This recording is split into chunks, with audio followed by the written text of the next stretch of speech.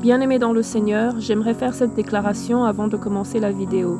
Cette vidéo n'a pas été produite avec l'intention d'offenser, de faire mal, ni de juger qui que ce soit. Elle a été faite pour démontrer que la vie est précieuse et que la mort peut arriver n'importe quand, même à ceux qui servent l'Éternel avec zèle, et nous devons être prêts. Je prie et je réclame 120 ans de longévité pour moi, pour ma famille et pour le corps du Christ, au nom de Jésus-Christ. Amen. Numéro 5. William Branham. William Marion Branham fut un pasteur évangélique américain. Ses adeptes croient qu'il était le dernier prophète sur la terre. Il était accompagné de plusieurs signes et de miracles. Il avait eu beaucoup d'influence sur le télévangélisme et le mouvement moderne charismatique. En son temps, ses croisades d'évangélisation étaient les plus grandes qu'avaient vues les États-Unis. Il était le premier évangéliste américain à évangéliser en Europe avec succès. Son ministère a atteint une audience globale avec des croisades en Europe, en Afrique et en Inde. Le 18 décembre 1965, Branham et sa famille, sauf sa fille Rebecca, rentraient pour Jeffersonville, Indiana, de Tucson, Arizona, pour la Noël. Un homme intoxiqué cogna sa voiture de 6 personnes. Il était le seul qui avait perdu sa vie après plusieurs jours dans le coma.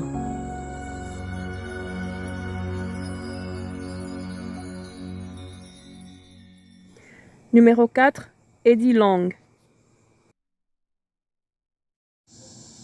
Pasteur Eddie Lee Long était un pasteur américain qui était titulaire de l'église New Birth Missionary Baptist Church, une grande église en Géorgie, de 1987 jusqu'à sa mort en 2017.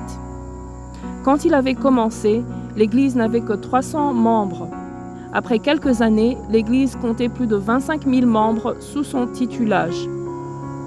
Il était un dispensateur puissant de la parole de Dieu.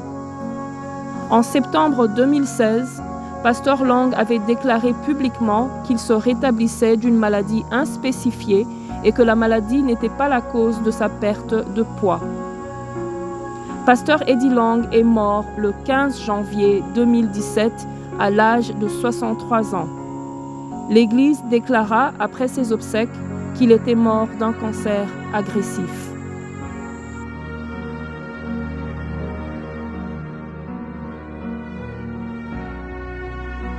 Numéro 3. Myles Munroe. Dr. Myles Munroe fut un grand orateur, coach et dispensateur de la parole de Dieu. Il était l'auteur de plusieurs livres et avait une vaste influence globale sur plusieurs églises et plusieurs pasteurs. Dr. Myles Munroe était un pasteur du Bahamas, un professeur du Kingdom of God, un auteur et consultant du leadership qui avait fondé l'église Bahamas Ministries International et Myles Munroe International.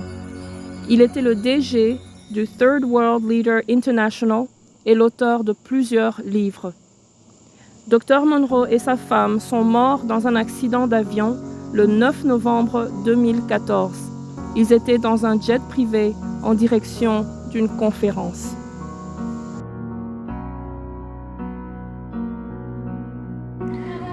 Numéro 2. T.B. Joshua.